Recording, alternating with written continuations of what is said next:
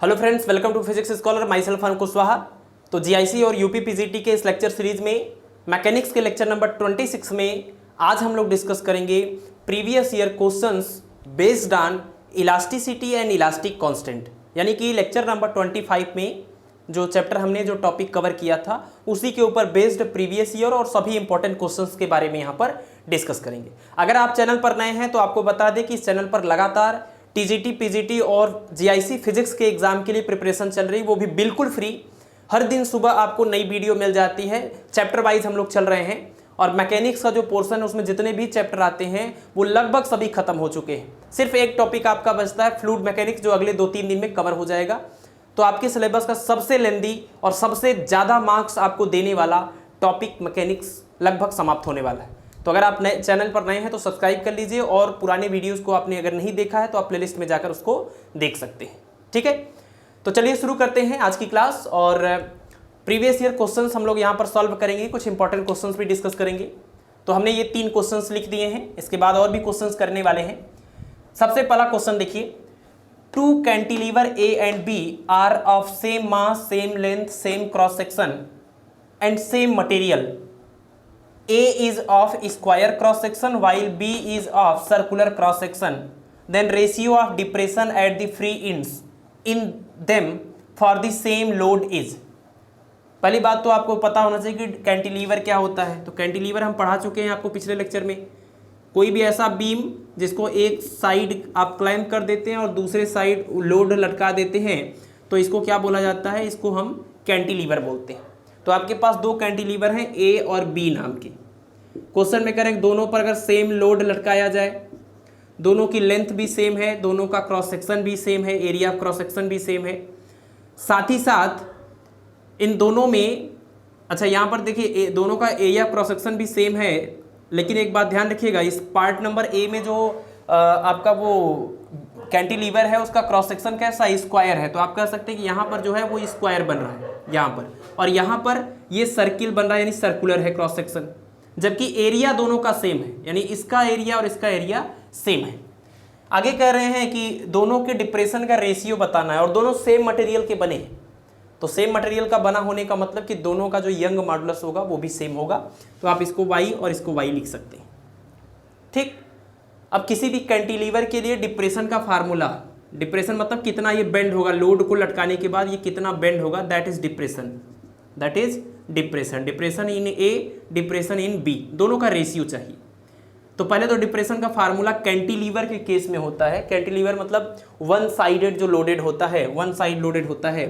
Del is equal to W L cube upon जो formula होता है दैट इज 3y_i, यही फार्मूला होता है। और ये जो फार्मूला है, इस फार्मूले में i की वैल्यू आप कंडीशन के अनुसार रखते हैं। जब क्रॉस सेक्शन रेक्टेंगुलर होता है then i is equal to B D cube upon 12। Rectangular cross section के लिए i is equal to B D cube upon 12।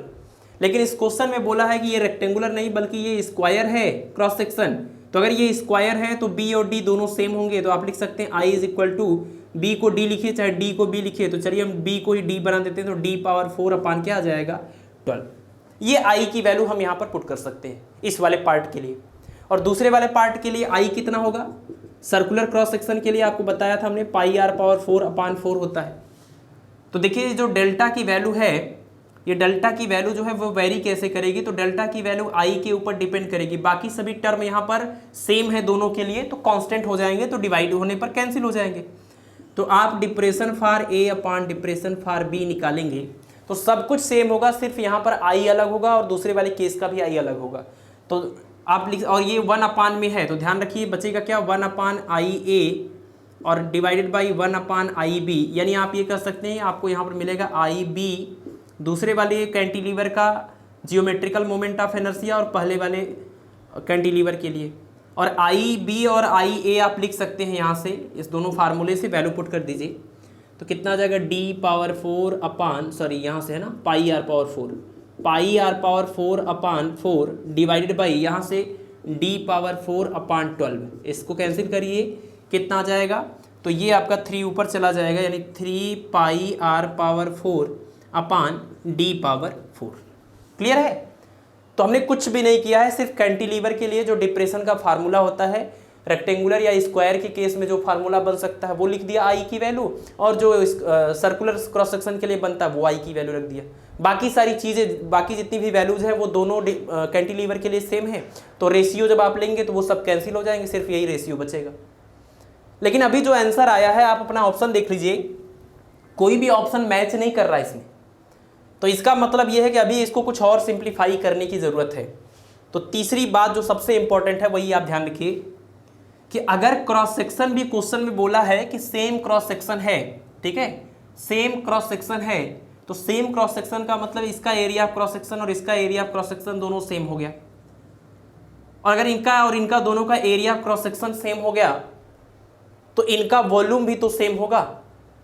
या तो आप यही कर लीजिए, एरिया ऑफ क्रॉस सेक्शन अगर सेम दिया है तो सेम करके जरा देखिए आप कि दोनों को अगर सेम करते हैं तो इसका एरिया ऑफ क्रॉस सेक्शन आपने निकाला था कितना आया था, इसका एरिया कैसे आएगा, तो स्क्वायर है तो अगर एक साइड डी है तो डी पावर कितना आ जाएगा, डी पावर आ जाएगा आपका 2, और यहाँ से अगर आप निकालेंगे तो ये कितना आ जाएगा, यहाँ से आ जाएगा इसका क्रॉस सेक्शन, ये सर्कुलर है तो pi r square, pi r square. ये हमने कैसे लिखा, ये हमने इस कंडीशन के अकॉर्डिंग लिखा कि same cross section, same cross section मतलब स्क्वायर का क्रॉस सेक्शन और सर्कुलर क्रॉस सेक्शन दोनों को हमने इक्वल कर दिया। और जैसे इक्वल करेंगे तो आपको पता चलेगा कि D square is equal to pi R power 2, तो डी पावर 4 कितना हो जाएगा, पाई स्क्वायर आर पावर 4। तो इसमें वैल्यू पुट कर देंगे तो del A upon del B is equal to 3 pi R power 4 divided by D power 4 की वैल्यू यहाँ से निकाल के पाई स्क्वायर और आर पावर 4, आर पावर 4 से आर पावर 4 कैंसिल, एक पाई से एक पाई कैंसिल, तो D del A upon del B कितना आ गया 3 अपॉन पाई के इक्वल, यानी इसका जो आंसर आएगा वो आएगा 3:पाई। तो क्वेश्चन आपको ट्रिकी लगा होगा, इंटरेस्टिंग लगा होगा, तो ध्यान रखिए इस तरह के क्वेश्चंस आते रहते हैं रेशियो वाले, और खास करके ये कैंटिलीवर के केस में जो वन साइडेड लोडेड होता है, और बीम का केस जो दोनों साइड से लोडेड होता है, जिसमें हमने गर्डर वाला एग्जांपल आपको दिया था, ब्रिज का एग्जांपल दिया था, उसके ऊपर भी बेस्ड क्वेश्चंस आते रहते हैं। ठीक, चलिए इसको आप नोट करिए, आगे बढ़ते हैं। Next question is when the L मतलब लेंथ, बी मतलब ब्रेड्थ, डी मतलब thickness of cantilever are doubles, tripled and halved. यानी ये क्वेश्चन को हमने थोड़ा सा मिनिमाइज किया है, लेंथ है, ब्रेड्थ है और ये थिकनेस है, तो कह रहे हैं कि जो लेंथ है अगर उसको 2 गुना कर दिया जाए, ब्रेड्थ को 3 गुना कर दिया जाए और थिकनेस को आधा कर दिया जाए, then the depression at the ends will be. तो उस कैंटिलीवर में जो डिप्रेशन आएगा, मतलब बेंडिंग जो होगी, वो कितना होगा। और इसमें ध्यान रखिएगा जो डेल्टा यहाँ पर लिखा हुआ है, इस डेल्टा का मतलब ये क्या है, ये है इनिशियल डिप्रेशन, ये इनिशियल डिप्रेशन है, और आपसे फाइनल डिप्रेशन पूछा जा रहा है कि फाइनल डिप्रेशन जो आएगा वो इनिशियल डिप्रेशन का कितना गुना हो जाएगा। तो ये क्वेश्चन आप नोट करिए, सॉल्व करते हैं। और फिर से ये क्वेश्चन आपका कैंटिलीवर का ही है, यही इसी टाइप का, तो कैंटिलीवर का क्वेश्चन ही सॉल्व करेंगे फिर से। तो यहाँ पर देखिए कैंटिलीवर के लिए del equal to WL³ upon 3YI ये होता है, किसी भी तरह का कैंटिलीवर हो ये फार्मूला होल्ड करेगा। लेकिन इसमें लेंथ, ब्रेड्थ और थिकनेस की बात चल रही है, तो ये तो सर्कुलर क्रॉस सेक्शन नहीं हो सकता है ना। L, B और D अगर आ गया तो ये तो सर्कुलर क्रॉस सेक्शन नहीं होता, सर्कुलर होता तो रेडियस की बात चलती। तो यहाँ ये अंडरस्टूड है कि this is a rectangular cross section cantilever, तो इसका मतलब कि ये रेक्टेंगुलर क्रॉस सेक्शन वाला कैंटिलीवर है, तो I इक्वल टू लिख सकते हैं BD³ अपॉन 12। तो depression will be WL³ upon 3Y, और I की जगह पर कितना, I की जगह पर BD³ अपॉन 12, इससे इसको कैंसिल करेंगे, 4 ऊपर जाएगा, तो डेल इक्वल टू आ गया 4WL³ अपॉन BD³। ठीक है, ये आपका इनिशियल है, इनिशियल डिप्रेशन का ये फार्मूला हमने सिर्फ सिंप्लीफाई किया और कुछ भी नहीं किया है। ये रेक्टेंगुलर क्रॉस सेक्शन के लिए I की वैल्यू पुट करेंगे तो ये फार्मूला आपका कन्वर्ट होके ऐसे चेंज हो जाएगा। क्वेश्चन में यही कहा जा रहा है कि अगर इस L को डबल कर दें, B को ट्रिपल कर दें, D को आधा कर दें, तो जो नया डिप्रेशन आएगा वो इस वाले डिप्रेशन का कितना गुना होगा। तो नया डिप्रेशन पता कर लीजिए, डेल डैश बोल दीजिए, 4 कोई चेंज नहीं, W कोई चेंज नहीं, L को 2 गुना करिए तो 2L अपॉन B को 3 गुना करिए यानी 3B, डी को आधा करिए यानी d/2 और इसका क्यूब। ये इक्वेशन नंबर 2 हो गया। इनका रेशियो ले लीजिए आप, तो डेल बाई, या बल्कि इसको ऊपर ले लीजिए, del dash by del is equal to ये पूरा पार्ट डिवाइडेड बाई ये पूरा पार्ट। कितना आ जाएगा 4w, यहाँ से कितना आएगा, यहाँ से आएगा 4l³ अपान, यहाँ से आएगा 3b और d³ अपान यहाँ से 8। ये पूरा पार्ट हमारा इसका यहाँ पर हमने लिख दिया as it is, divided by ये पूरा पार्ट कितना 4wl³ अपान bd³। तो 4 से 4, w से w, l³ से l³, b से b और d³ से d³ पूरा कैंसिल हो गया।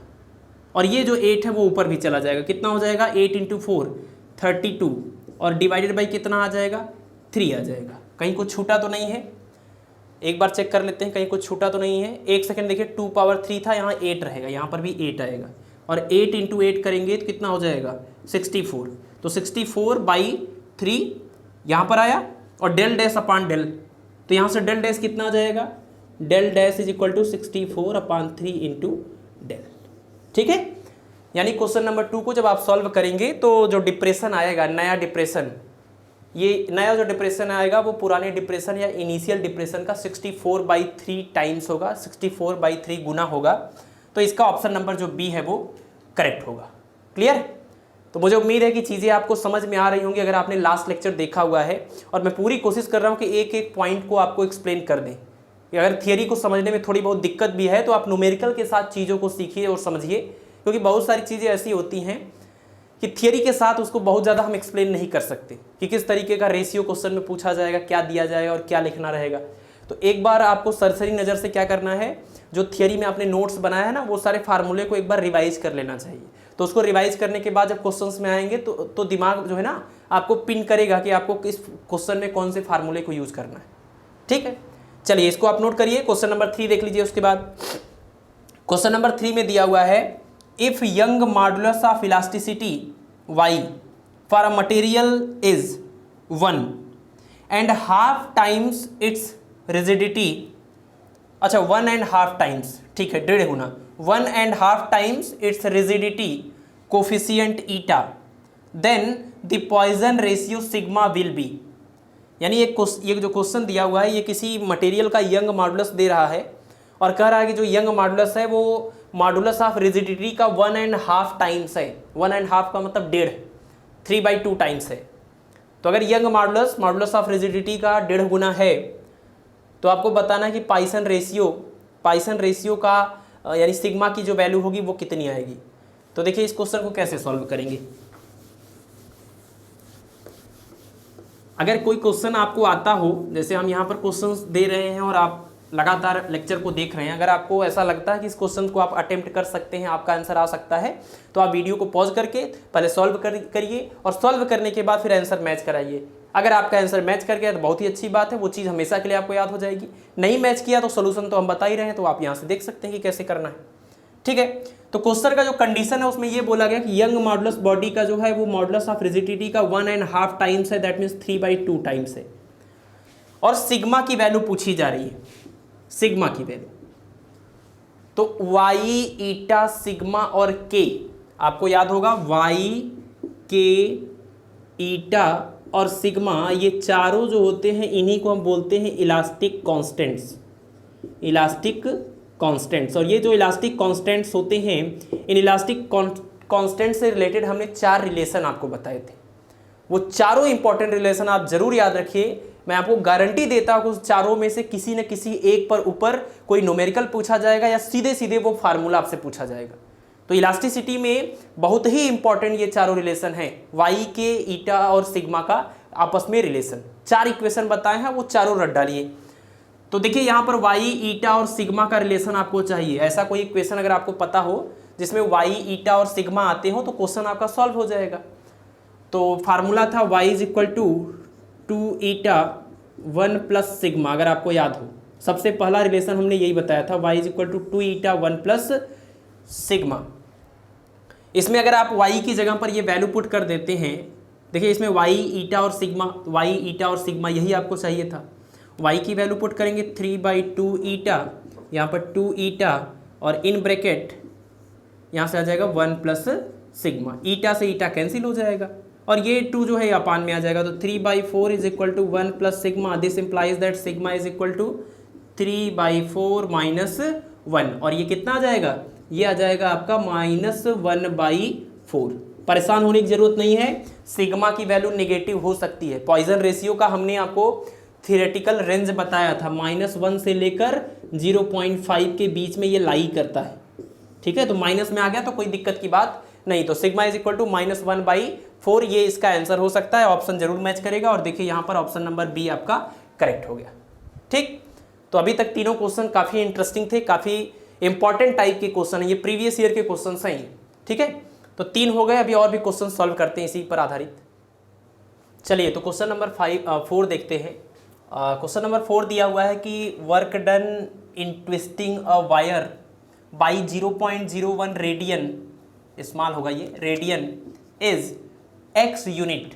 The work done in twisting the same wire by 0.02 radian will be.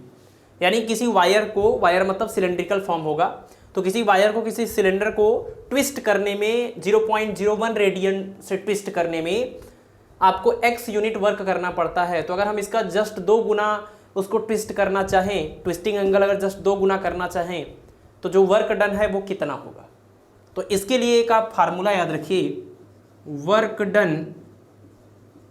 Done in, ये आपने जहाँ पर वो फार्मूला नोट किया था ट्विस्ट, जहाँ पर हमने आपको बताया था टॉर्सन ऑफ सिलेंडर, यानी लास्ट लेक्चर का एकदम लास्ट टॉपिक, पिछले लेक्चर का सबसे अंतिम टॉपिक था टॉर्सन ऑफ सिलेंडर।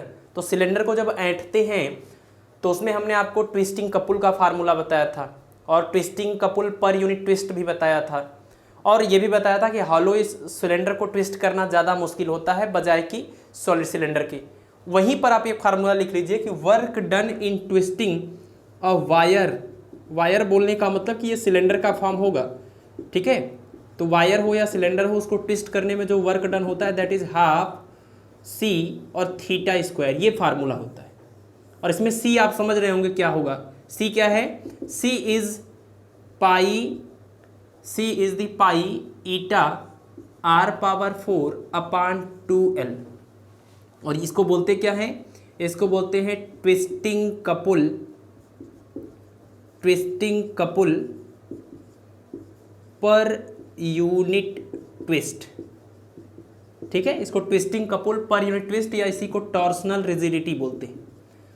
तो अगर टॉर्सनल रिजिडिटी भी पूछा जाए तो आप ध्यान रखिएगा इसी C की बात चल रही है और ये C कब आता है, व्हेन θ इज इक्वल टू 1 हो जाए तो C is equal to pi eta r⁴/2l। ये फार्मूला भी काफ़ी इंपॉर्टेंट फार्मूला है, कई सारे न्यूमेरिकल इसके ऊपर आ चुके हैं अभी तक। तो ये तो आप C के लिए ये फार्मूला याद ही रखिए, बाकी वर्क का भी फार्मूला नोट कर लीजिए। इसमें वही थीटा जो है वो ट्विस्टिंग एंगल है, तो थीटा की वैल्यू यहाँ पर गिवन है और वर्क डन की वैल्यू गिवन है एक कंडीशन में। दूसरे कंडीशन में आपसे वही थीटा की वैल्यू गिवन है और W की वैल्यू पूछ रहे हैं और सेम वायर है, तो इसका मतलब उसका ट्विस्टिंग कपुल पर यूनिट ट्विस्ट जो होगा यानी C की जो वैल्यू होगी सेम वायर के लिए सेम ही रहेगी, चेंज नहीं होगी। तो यहाँ से अगर आप रेशियो लेते हैं तो आपको यही मिलेगा, W1/W2 is equal to θ1/θ2 whole square, ठीक है। θ1/θ2 होल स्क्वायर कर देंगे तो W1 आपको गिवन है और W2 पूछा जा रहा है। तो W1 कितना है, x/W2 इज इक्वल टू θ1 कितना है 0.01, θ2 कितना है 0.02 और इसका होल स्क्वायर। तो देखिए नीचे वाली जो क्वांटिटी है वो इसकी 2 गुनी है, तो 2 से कैंसिल होगा, 1/2 का स्क्वायर करेंगे 1/4। तो x/W2 इज इक्वल टू 1/4, तो W2 की वैल्यू आ जाएगी, क्रॉस मल्टीप्लिकेशन करेंगे 4x के इक्वल आ जाएगी, यानी कि जो वर्क डन होगा वो 4 गुना हो जाएगा। अगर आप 0.01 रेडियन से ट्विस्ट करेंगे तो जितना भी वर्क करना पड़ा जस्ट 2 गुना ट्विस्ट करने के लिए 4 गुना वर्क करना पड़ेगा, क्योंकि स्क्वायर के डायरेक्टली प्रोपोर्शनल है, ठीक है। तो ये वर्क डन का फार्मूला काफ़ी इंपॉर्टेंट है, ये फार्मूला पता होगा तो क्वेश्चन में कुछ था नहीं इसमें, तो इसका जो आंसर आ जाएगा वो यही आंसर करेक्ट हो जाएगा, 4x हो जाएगा। यूनिट वही होगा जो इसका यूनिट होगा, क्लियर। चलिए नोट करिए इसको जल्दी से आप लोग। नेक्स्ट क्वेश्चन देखिए क्या दिया हो, ट्विस्टिंग कपुल पर यूनिट एंगुलर ट्विस्ट इज। ये क्वेश्चन सॉल्व करने के लिए कुछ सॉल्व करने की जरूरत ही नहीं है, आपको अगर ये फार्मूला पता था तो ये क्वेश्चन आपका ऐसे हो जाएगा, यानी ये क्वेश्चन, ये फार्मूला ही इतना इंपॉर्टेंट है। तो अभी जो आपने इलास्टिसिटी का चैप्टर पढ़ा है ना, इसमें जब लास्ट में आपने बेंडिंग ऑफ बीम में डिप्रेशन के फार्मूले पढ़े, कैंटिलीवर के लिए, बीम के लिए, और उसमें रेक्टेंगुलर और सर्कुलर क्रॉस सेक्शन के लिए क्या कंडीशंस होती हैं वो चीज़। उसके बाद फिर जो आपने टॉर्सन ऑफ सिलेंडर पढ़ा, उसके केस में जो फार्मूले आते हैं वो सारे फार्मूले, और साथ ही साथ वाई के ईटा और सिग्मा चारों इलास्टिक कांस्टेंट्स के बीच में जो रिलेशन होता है वो जो चारों इक्वेशन हमने बताए थे वो सब, ये सबसे ज़्यादा इंपॉर्टेंट फार्मूले हैं इस चैप्टर के। बाकी तो young modulus, bulk modulus, modulus of rigidity और कंप्रेसिबिलिटी, ये सब तो पढ़ना ही है आपको, लेकिन इसके फार्मूले उतने मतलब पूछे जाने की पॉसिबिलिटी कम होती है क्योंकि बहुत आसान चीज़ें हैं वो। लेकिन जो इक्वेशन आपको लास्ट में बताया गया कि चारों इलास्टिक कांस्टेंट का रिलेशन याद कर लीजिए, और ये torsion of cylinder, bending of beam के फार्मूले याद कर लीजिए, ज़्यादा जरूरी है। तो twisting couple per unit twist हमने यहीं पर डिस्कस कर दिया इसी क्वेश्चन में, और अगला जो क्वेश्चन था वो यही क्वेश्चन था, तो इसी से आपका आंसर कोई मैच कर जाएगा। तो पाई ईटा आर पावर 4/12 देख लीजिए, 12 इसी में है और पाई ईटा आर पावर 4 आर की जगह पर ए है, यानी इस क्वेश्चन का ये आंसर होगा। यानी सीधे सीधे आपसे फार्मूला पूछा गया है। तो जो चारों इक्वेशन है इलास्टिक कांस्टेंट के बीच में जो रिलेशन बताते हैं वो चारों इक्वेशन भी पूछे जाते हैं कि इन चारों में 4 ऑप्शन दिया जाएगा और उसमें से पूछा जाएगा कौन सा रिलेशन सही है। तो चारों इक्वेशन में से अगर कोई मैच करता होगा तो वही सही होगा। ठीक है, ये क्वेश्चन हो गया आपका। क्वेश्चन नंबर 6 देखिए, steel wire is of length 1 metre and area of cross section 1 centimetre square. Young modulus of steel is 10⁻11। The force required to elongate मतलब खींचने के लिए, द वायर बाई 1 मिलीमीटर। अगर आप तार को 1 मिलीमीटर लंबा खींचना चाहते हैं तो कितने फोर्स की ज़रूरत पड़ेगी, और बाकी सारी वैल्यूज भी गिवन है। तो सारी वैल्यूज को पहले हम नोट करते हैं, जो भी वैल्यू गिवन हो। देखिए, न्यूमेरिकल अगर आप फिजिक्स का लगाना चाहते हैं तो कुछ एक कॉमन सा अप्रोच हमेशा रखिए कि सबसे पहले तो जो वैल्यूज आपको गिवन हो उसका सिंबल आपको पता हो। जिस भी तरीके से, जिस भी बुक से आपने पढ़ाई की है, जिस भी चैनल से आपने पढ़ाई की है, उसमें उसके दौरान आपने जो चैप्टर पढ़ा था उसमें जो भी नोटेशन, जो भी सिंबल यूज हुए थे, उसके अकॉर्डिंग जो क्वेश्चन गिवन है उसमें कौन कौन सी वैल्यू गिवन है। तो सबसे पहले इसको आपको सिम्बोलिकली लिख लेना चाहिए। इससे अच्छी बात ये होती है कि आपके दिमाग में वो फार्मूला क्लिक करने लगता है जो इन सभी गिवन वैल्यू के बीच में रिलेशन बताता होगा। ठीक है, तो यहाँ पर भी हम वही करने वाले हैं। पहले फार्मूला नहीं लिखेंगे, पहले जो वैल्यू गिवन है, wire is of length 1 metre, यानी ये वायर है जिसकी लेंथ 1 मीटर है, यानी आप कह सकते हैं कि ये वायर का इनिशियल लेंथ है L = 1 मीटर। ठीक है, और area of cross section 1 centimetre square, 1 centimetre square ये एरिया ऑफ क्रॉस सेक्शन हो गया। उसके बाद यंग मॉडुलस दिया हुआ है, यंग मॉडुलस मतलब वाई की value 10⁻11 newton per metre square. आगे कह रहे हैं कि the force required to elongate the wire by 1 millimetre. 1 millimetre अगर आपको लेंथ बढ़ाना हो, यानी कि चेंज इन लेंथ है ये 1 मिलीमीटर, और इसके लिए जरूरी फोर्स कितना होगा ये आपसे पूछा गया। ठीक है, अब जितनी भी वैल्यू आपको दी गई है, आप जरा एक चीज़ यहाँ से देखिए कि यंग मॉडुलस दिया हुआ है, फोर्स की बात चल रही है, एरिया गिवन है, लेंथ इनिशियल पता है, चेंज इन लेंथ पता है। तो लेंथ और चेंज इन लेंथ से आप स्ट्रेन निकाल लेंगे, लॉन्गिट्यूडनल स्ट्रेन, और फोर्स और एरिया का जो रेशियो होगा उससे आप स्ट्रेस निकाल लेंगे लॉन्गिट्यूडनल, और दोनों का रेशियो निकालेंगे तो यंग मॉडुलस के इक्वल हो जाएगा। तो फार्मूला आपको यहाँ पर यही यूज करना था कि y = longitudinal stress upon longitudinal strain. ठीक है, तो y = लॉन्गिट्यूडनल स्ट्रेस कैसे निकलता है, फोर्स पर यूनिट एरिया। तो फोर्स तो पता नहीं है, F अपॉन एरिया कितना है A, divided by longitudinal strain कैसे निकलेगा, change in length upon initial length, यानी small l upon capital L, और ये उल्टा करके इसे मल्टीप्लाई करेंगे तो F upon A into capital L upon small l।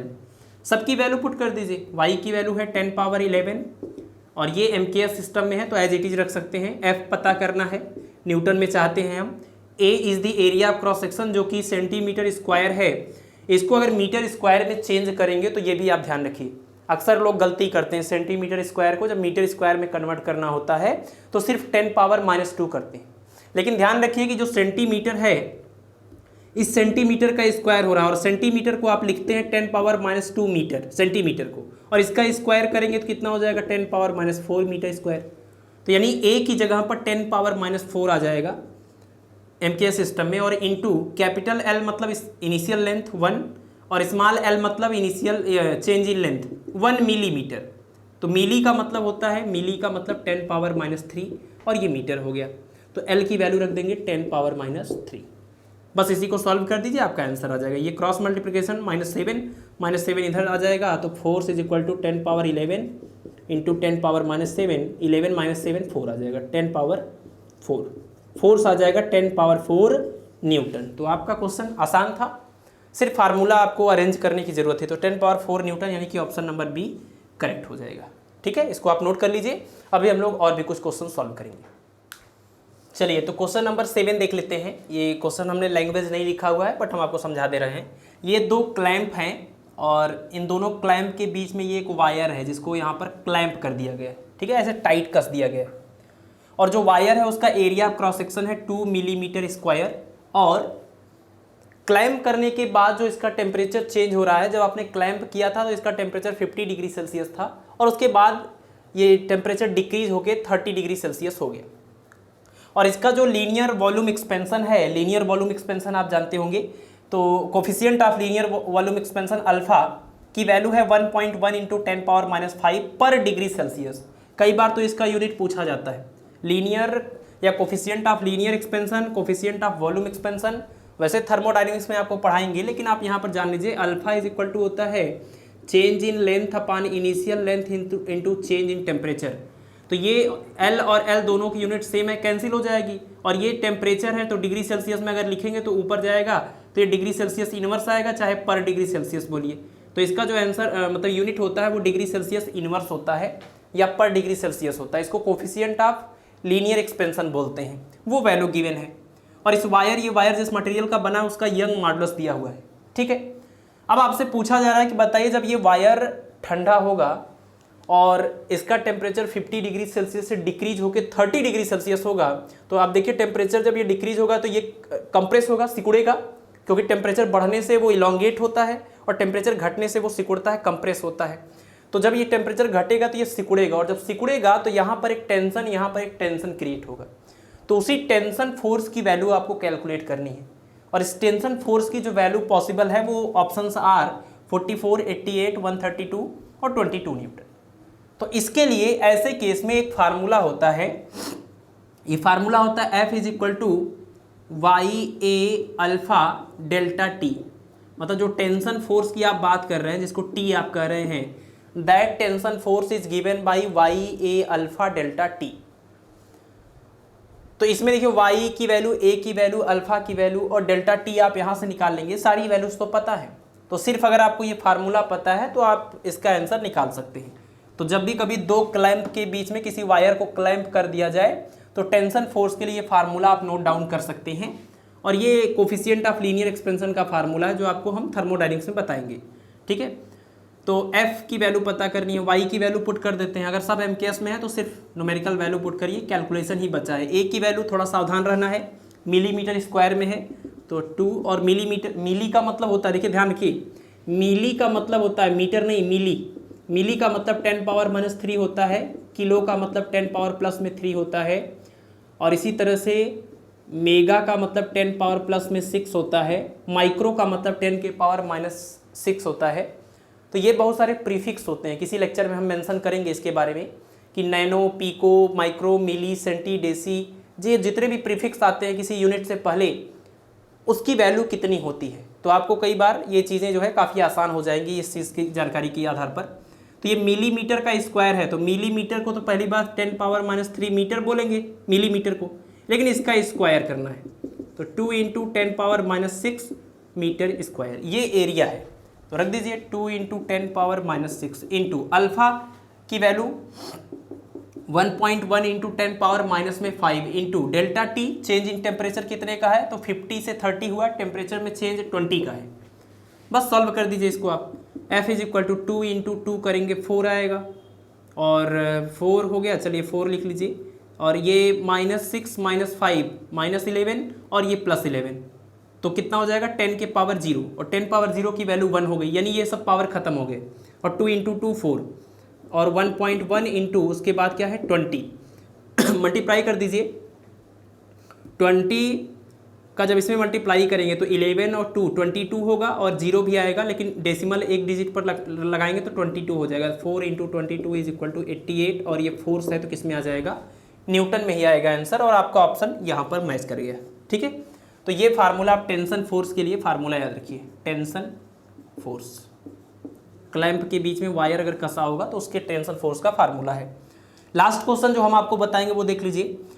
इस क्वेश्चन में क्या दिया हुआ है, एक वायर का यंग मॉडुलस दिया हुआ है, जिस मटेरियल का बना है उस मटेरियल का यंग मॉडुलस इलास्टिसिटी दिया हुआ है, और स्ट्रेन की एग्जैक्ट वैल्यू नहीं है बट स्ट्रेन परसेंटेज में दिया हुआ है कि 0.06% का स्ट्रेन है। स्ट्रेन आप समझते होंगे, change in dimension upon initial dimension, तो स्ट्रेन परसेंटेज में गिवन है। आप इसको फ्रैक्शन में कन्वर्ट कर सकते हैं, 0.06 और अपॉन 100, यही तो हो जाएगा फ्रैक्शन में। तो आप कह सकते हैं कि आपको स्ट्रेन पता है, आपको यंग मॉडुलस पता है, then find the energy per unit volume. जिस वायर की बात हो रही है उस वायर में स्ट्रेन दिया हुआ है, यंग मॉडुलस दिया हुआ है, आपको उसके अंदर स्टोर एनर्जी पता करना, वो भी पर यूनिट वॉल्यूम।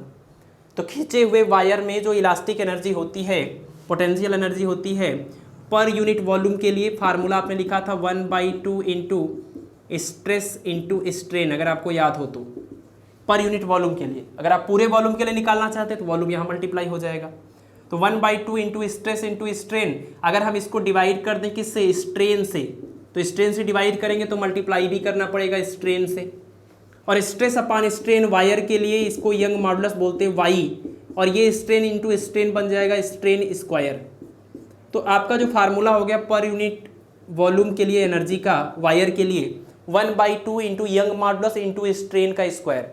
तो हमने लेक्चर के दौरान भी आपको बताया था कि बहुत ही इंपॉर्टेंट फार्मूला है, कई बार तो सीधे सीधे फार्मूला ही आपसे क्वेश्चन में पूछा गया है।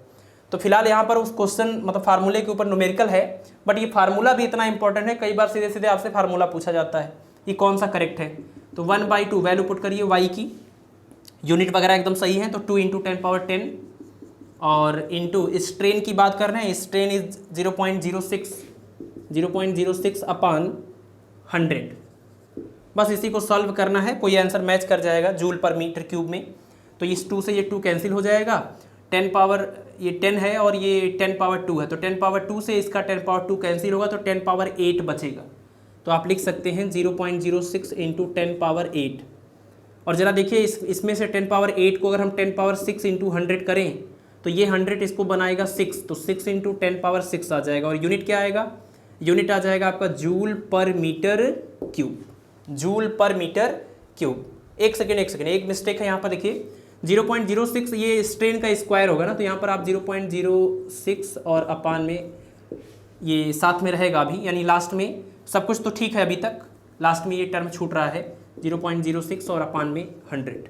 ठीक है, तो इतने को हमने सॉल्व ही किया है इसी को, और इसको सॉल्व करने के बाद ये आ गया, उसके बाद 0.06 और अपान में 100। इस 100 से 2 और 0 कैंसिल हो जाएंगे, 4 बचेगा, 4 में से 2 0 इसको 6 बनाने में चला जाएगा तो 10⁻2 बचेगा और ये 6 बन जाएगा। तो 6 इंटू 10⁻2 इंटू 6 यानी 36 इंटू 10⁻2। तो 36 इंटू 10⁻2, लेकिन 10 के पावर में नहीं दिया, मल्टीप्लाई कर दीजिए तो 36 और उसके बाद 2 0 लग जाएंगे, और U अपान V है एनर्जी पर यूनिट वॉल्यूम यानी जूल पर मीटर क्यूब। तो 3600 जूल पर मीटर क्यूब, यानी कि ऑप्शन नंबर ए इसका करेक्ट हो जाएगा। ठीक है, तो इस तरीके से हमने प्रीवियस ईयर क्वेश्चंस और इम्पॉर्टेंट क्वेश्चंस काफ़ी कुछ अटेम्प्ट कर लिए, काफ़ी चीज़ें सीख ली, कुछ नए फार्मूले भी आपको मिले न्यूमेरिकल के दौरान जो लेक्चर के दौरान मिस हो गए थे। तो इन सभी चीज़ों को आप एक बार प्रैक्टिस कर लीजिएगा और इसको नोट करते जाइए। जैसे हम बीच बीच में आपको जो ये चीज़ें पॉइंट आउट करते हैं, अब लेक्चर से ही अगर आपको लगता होगा कि लेक्चर में ये 100% हो गया, तो नहीं, कुछ चीज़ें तो मिस हो ही जाती हैं जो न्यूमेरिकल से हम सीखते हैं। जैसे आपने देखा कि जो टॉर्सन मतलब टॉर्सन की केस में सिलेंडर में जो वर्क डन होता है हाफ सी थीटा स्क्वायर, वो भी एक फार्मूला आपको नया मिला, तो उसको भी आपको नोट कर लेना है, इसको भी नोट कर लेना है। तो इस तरह की चीज़ें आपको न्यूमेरिकल के दौरान सीखने को मिलती रहती हैं। तो मुझे उम्मीद है कि ये आपको न्यूमेरिकल बहुत ही अच्छे समझ में आ गए होंगे, चैप्टर बहुत ही अच्छा लगा होगा, क्योंकि इसकी थियरी भी काफ़ी इंटरेस्टिंग थी और न्यूमेरिकल भी काफ़ी मज़ेदार थे। अब हम आपको देते हैं आपका होमवर्क, आप हमेशा की तरह क्वेश्चन को सॉल्व करिएगा और अपना आंसर कमेंट बॉक्स में आप छोड़ दीजिएगा, फिर हम उसको आपको उसके अकॉर्डिंग रिप्लाई करेंगे। तो चलिए देख लेते हैं आपका होमवर्क।